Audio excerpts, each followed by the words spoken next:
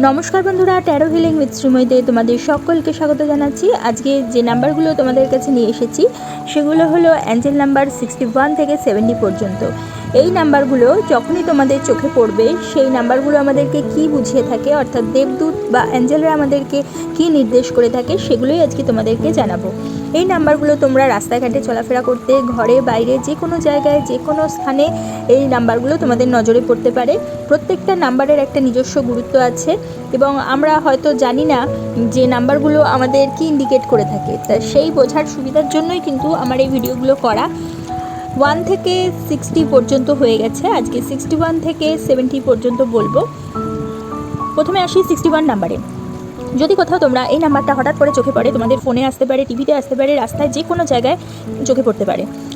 61 যে নাম্বারটা সেটা বোঝাচ্ছে তোমার অ্যাঞ্জেলরা তোমাকে এমন প্রকল্প এবং ইভেন্টের জন্য তোমার শক্তি সঞ্চয় করতে আমন্ত্রণ জানাচ্ছে যা তোমাকে আলোকিত করে।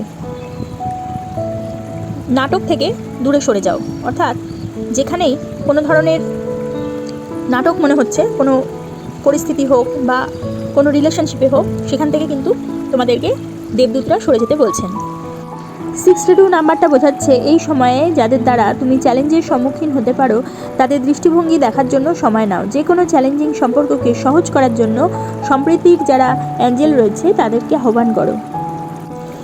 অ্যাঞ্জেল নাম্বার 63 বোঝাচ্ছে ক্লান্তিকর পরিস্থিতি থেকে মুক্তি পেলে অলৌকিক ঘটনা এবং সম্প্রসারণের সুযোগ তৈরি হবে। পুরনো পরিস্থিতি থেকে মুক্তি পেতে সময় নাও। অ্যাঞ্জেল নাম্বার 64 বোঝাচ্ছে তোমার অ্যাঞ্জেলরা তোমাকে ধ্যান ও ধ্যানে আরও বেশি সময় ব্যয় করার জন্য আমন্ত্রণ জানাচ্ছে, যাতে তারা তোমাদের মধ্যে যোগাযোগের একটা মাধ্যমগুলোকে আরও শক্তিশালী করতে পারেন।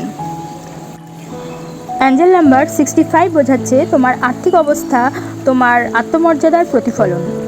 জেনে রেখো যে ঈশ্বর তোমাকে আশীর্বাদ এবং সম্প্রীতির যোগ্য হিসেবে দেখেন। অ্যাঞ্জেল নাম্বার 66 বোঝাচ্ছে থেমে যাও, হঠাৎ কোনো পদক্ষেপ বা পরিবর্তন করো না। তোমার অ্যাঞ্জেলরা তোমাকে তোমার পরবর্তী পদক্ষেপগুলি সাবধানে বিবেচনা করার জন্য আমন্ত্রণ জানাচ্ছে। অ্যাঞ্জেল নাম্বার 67 বোঝাচ্ছে তোমার চিন্তাভাবনা তোমার জীবনে শক্তি এবং সমর্থনের প্রবাহকে পরিচালিত করছে। তোমার প্রসারে সাহায্যকারী চিন্তাভাবনার সাথে সামঞ্জস্যপূর্ণ হওয়ার জন্য সময় বের করো। অ্যাঞ্জেল নাম্বার 68 বোঝাচ্ছে তোমার মনে হতে পারে যেন তোমাকে অবরুদ্ধ করা হচ্ছে, কিন্তু জেনে রাখো যে তোমার অ্যাঞ্জেলরা তোমাকে তোমার দীর্ঘমেয়াদী লক্ষ্যের দিকে নিয়ে যাচ্ছেন।